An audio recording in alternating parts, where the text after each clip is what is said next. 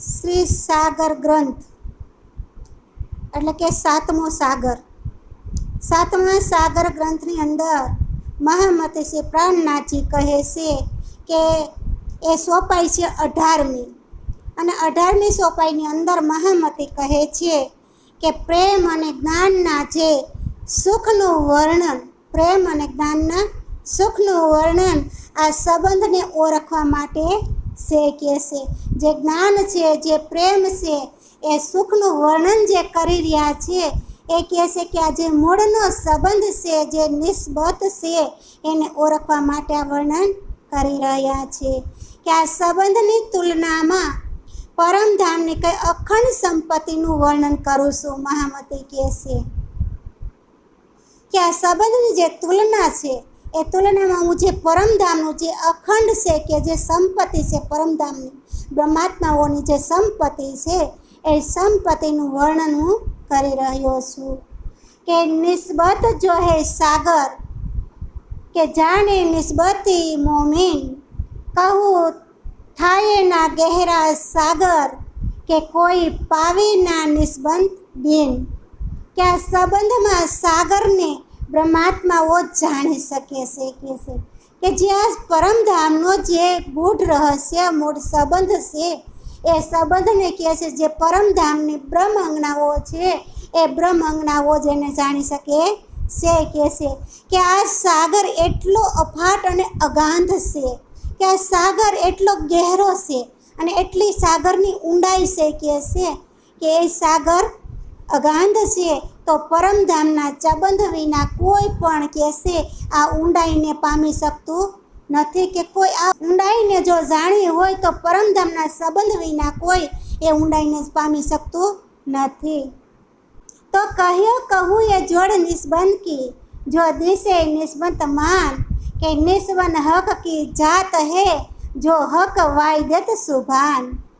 કે અવલૌકિક સંબંધની તુલના કોઈ સાથે કરી શકાય નહીં. કહે છે કે આ તો અવલૌકિક છે, કે પરમધામને જે સંબંધ છે એ તુલના કોઈની સાથે કે એ સુંદર સાચી કરી શકાય નહીં.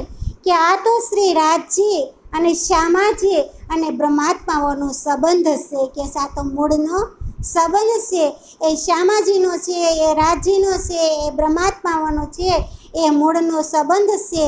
જે સંબંધથી જે શ્રી રાજજીના એકાંત ભાવનો દ્યોતક છે, કે રાજજીનો આ એકાંત ભાવ છે. કે બહોત લહેરી હે ઈત સાગર की અને મહેર ઈશક ઇલમ, શોભા તેજ સુખ કે બક્કા એ નિસ્બત જો હે જાત ખસમ.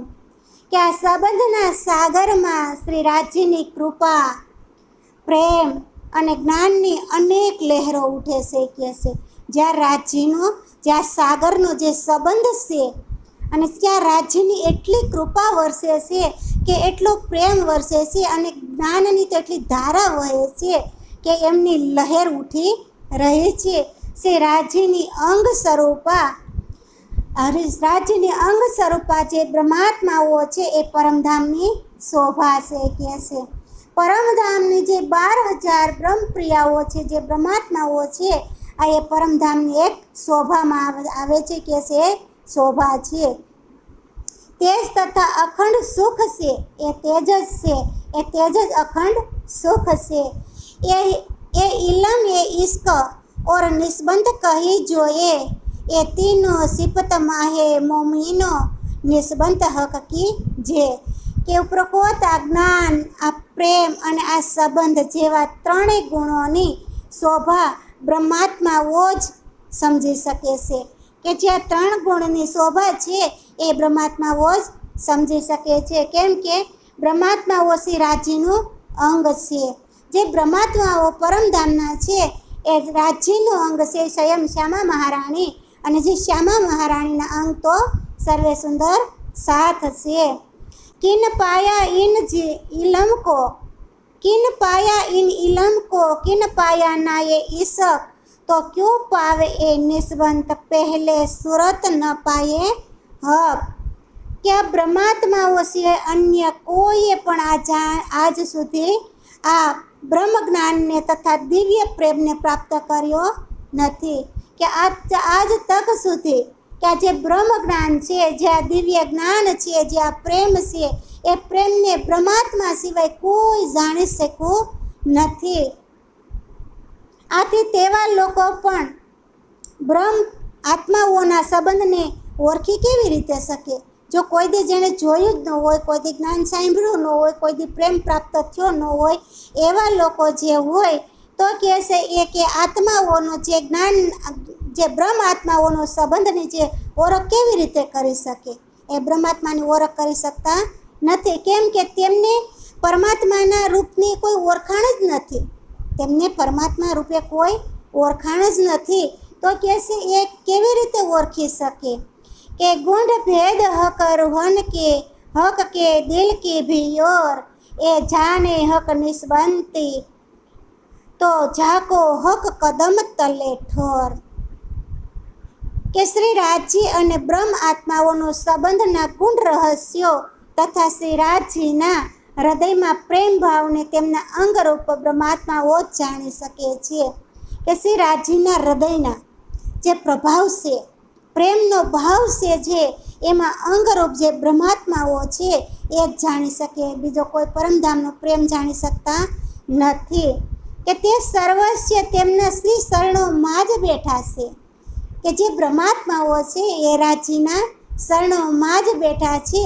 એટલે કે છે બ્રહ્માત્માઓ આ પ્રેમને અને આ જ્ઞાનને એ જ જાણી શકે છે, બીજું કોઈ જાણી શકતું નથી. તબ દેખો રે હક નિસ્બત, તબ એક હે હક નિસ્બત કે ઓર બક્કા હુકમ કશું ના હુકમ બિના કીત. કે જ્યારે શ્રી રાજના અતુલ કે છે, જ્યારે શ્રી રાજના અતુલ સંબંધ પર દ્રષ્ટિ પડે છે ને, તો તે સમયે માત્ર તેમનો જ શાશ્વત સંબંધ જે છે એ જોવા મળે છે. રાજ્ય ઉપર અતુલ દ્રષ્ટિ પડે ત્યારે કે છે એનો જે શાશ્વતનો જે સંબંધ છે પરમધામનો, એ પ્રેમની ત્યારે જ ખબર પડે કે જ્યારે જગત તરફ દ્રષ્ટિ પડે છે ત્યારે સર્વસ્વ શ્રી રાજ્યનો આદેશ દેખાય છે. કે આ વિશ્વ જગતની અંદર 14 લોકની અંદર જે કાંઈ દ્રષ્ટિ પડે છે ત્યારે શું સમજાય છે આપણને? કે શ્રી રાજ્યનો આદેશ દેખાય છે. તો તેમના સિવાય કાંઈ પણ દેખાતું નથી. રાજ્યના આદેશ સિવાય આપણને બ્રહ્મપ્રિયાઓને બીજું કાંઈ દેખાતું નથી. તો બ્રહ્મપ્રિયાઓ એમ કહે છે કે આ તો રાજ્યનો આદેશ છે. કે જો કોઈ હુકમે હુકમ કા તાઈએ જોહે ઇલમ કરે બેશક, લેવે અપની મહેર મેં તો એક દિલદાર કબૂ હક. કે જે બ્રહ્મ આત્માઓ શ્રી રાજ્યના આદેશ દ્વારા જગતનો ખેલ જોવા આવ્યા છે, કે જે બ્રહ્માત્માઓ છે શ્રી રાજ્યના આદેશ દ્વારા આ ખેલ જોવા માટે આવ્યા છે, જો તેઓ તાતમ જ્ઞાન દ્વારા સંદેહ રહિત થઈ જાય, કે આ તાતમ દ્વારા જો કાંઈ સંદેશ છે એ મટી જાય, તો કહે છે તો તેમને શ્રી રાજ્ય પોતાની અપાર કૃપાની અંદર લઈ લેશે. કે જે કહે છે કે જે સંદેશ છે દિલની અંદર, મનની અંદર જે કાંઈ ભરમ છે એ ભરમ જો મટી જાય તો રાજ્ય એટલી આપણા ઉપર હે સુંદર સાચી કે કૃપા કરે છે કે પોતાની હૃદયની અંદર આપણને પોતાની અંદર લઈ લેશે. કહે છે કે જેમનાથી તેમને શ્રી રાજ્યનું દર્શનનું કંઈ સૌભાગ્ય પ્રાપ્ત થાય છે. કે જેનાથી શ્રી રાજ્યનું જે દર્શન છે એ દર્શન કરવાનું સૌભાગ્ય આપણને બ્રહ્માત્માઓને પ્રાપ્ત થાય છે. પર કબૂ દિલદાર ના નિસ્બંધ કા ના કહું કો એ નિયામત, કે જુબા ઇન નિસ્બત કી કે કહા કરશે સિફત. કે પરંતુ પોતાની અંગ સ્વરૂપ શ્યામાજી, કે શ્રી રાજ્યનું જે અંગ સ્વરૂપ જે શ્યામાજી છે અને બ્રહ્મ આત્માઓના દર્શનનું સૌભાગ્ય ક્યારેય કોઈને પ્રાપ્ત થતું નથી. કે શ્યામાજીનું કે બ્રહ્મ અંગનાનું રાજ્ય સિવાય કોઈને એના દર્શન થતા નથી. એટલા માટે આ અંગનાઓનું મહિમાનું વર્ણન કેવી રીતે થઈ શકે? કે છે કે જે પરમધામની બ્રહ્મ અંગનાઓ છે એ પરમધામની અંદર છુપા જ રહે છે. કારણ કે રાજ્ય મહારાજ પોતે એના દર્શન કરવા ત્યાં જાય છે. કારણ કે બ્રહ્મ અંગનાઓનું જે રાજ્યની જે અંગનાઓ છે એના અંગનાઓને રાજ્ય કોઈને દર્શન દેતા નથી. કે એ જો સ્વરૂપ નિસ્બંધ કે કાહુ ના દેવે દેખાયે, બદલે આપ દેખાવ તો પ્યારે નિસ્બંધ રખે સિપાયે. કે શ્રી રાજજી કોઈને પણ પોતાની અંગનાઓના દર્શન કરાવતા જ નથી. સ્વયં શ્રી રાજજી મહારાજ પોતાની જે બ્રહ્મ અંગનાઓ છે એને કોઈને દર્શન, બીજા કોઈને દર્શન કરાવતા નથી. તો તેમના સ્થાને તેઓ સર્વસ્વ પોતે દર્શન આપે છે. જ્યાં બ્રહ્માત્માઓ છે જે સ્થાન ઉપર, એ સ્થાન ઉપર સ્વયં રાજજી મહારાજ પોતે દર્શન આપી રહ્યા છે. તેઓ સંદેહ પોતાની પ્રિય અંગનાઓને ગુપ્ત જ રાખે છે. સંદેહને માટે જે પોતાની બ્રહ્મ અંગનાઓ છે એને તો ગુપ્ત રૂપમાં જ રાખે છે. બ્રહ્મ અંગનાઓના દર્શન કોઈને દેવરાવતા નથી. સ્વયં રાજજી પોતે જ બ્રહ્મ અંગનાઓના દર્શન કરી રહ્યા છે. કે નિમુના ઇન નિસ્બત કા કોઈ નહીં ઇન સમાન, કે જો નિમુના દૂસરા દિયા ન જાય સુભાન. કે અંગનાઓનું કોઈ ઉદાહરણ જ નથી. જે બ્રહ્મ અંગનાઓ છે એનું કોઈ આવું ઉદાહરણ જ નથી. કાંઈ એનું ઉદાહરણ દ્વારા કંઈ છે જ નહીં કહે છે. કેમ કે તેમના સમાન અન્ય કોઈ છે જ નહીં. પરમધામની જે બ્રહ્મ અંગનાઓ છે, જે બ્રહ્માત્માઓ છે, એના સમાન આ જગતની અંદર એવું કોઈ છે જ નહીં કહે છે. કે જેમ કે શ્રી રાજજી માટે બીજો કોઈ ઉદાહરણ જ નથી, એવી રીતે બ્રહ્મપ્રિયાઓ માટે બીજો કોઈ ઉદાહરણ જ નથી. કે તે રીતે એમનું પણ કોઈ ઉદાહરણ જ નથી. એવી રીતે બ્રહ્માત્માઓનું કોઈ પણ ઉદાહરણ જ નથી. કે ક્યો દીજે નિમુના ઇનકા જો કહી હકીકત જાત, કે નિસ્બંધ ઈશક ઇલમ જો વૃક્ષ ફલ ફૂલ પાત. કે એમના માટે ઉદાહરણ કેવી રીતે આપી શકાય. કે બ્રહ્મ અંગનાઓ માટે આ સાંભળાની જીભથી કહે છે કે આ ઉદાહરણ કેવી રીતે આપી શકાય. એ તો સર્વસ્વ શ્રી રાજજીના અંગો છે. એ જે બ્રહ્માત્માઓ છે એ સ્વયં રાજજીના અંગો છે કહે છે. કે આ તો અંગનાઓને પ્રેમ અને બ્રહ્મનો સંબંધ છે. આ તો પ્રેમ અને અંગનાઓનો સંબંધ છે કહે છે. કે બ્રહ્મનો સંબંધ છે તો વૃક્ષ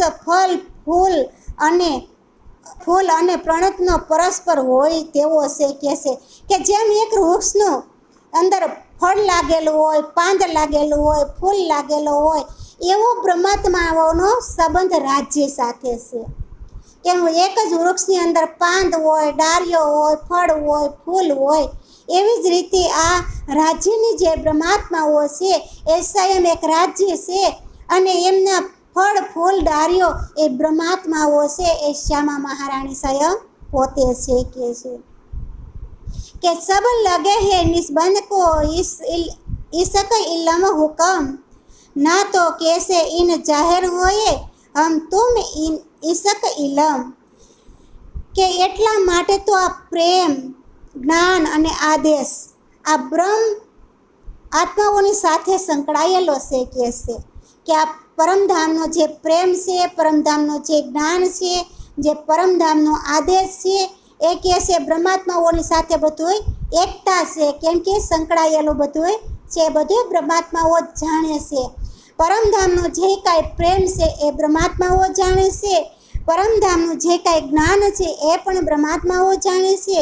અને પરમધામનો જે આદેશ છે રાજ્યનો એ પણ બ્રહ્મ અંગનાઓ જાણી રહ્યા છે.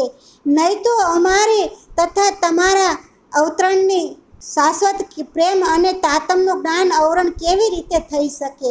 જો કહેશે આ વસ્તુની ખબર જ ન હોય તો કહેશે આનું અવતરણ કેવી રીતે થાય, જ્ઞાનનું અવતરણ કેવી રીતે થાય, તો પ્રેમનું અવતરણ કેવી રીતે થાય કહેશે, અને આદેશ કેવી રીતે થાય. જો ખબર ન હોય તો સાથે શાશ્વત પ્રેમ તાતમનું જ્ઞાન અવતરણ કેવી રીતે થઈ શકે.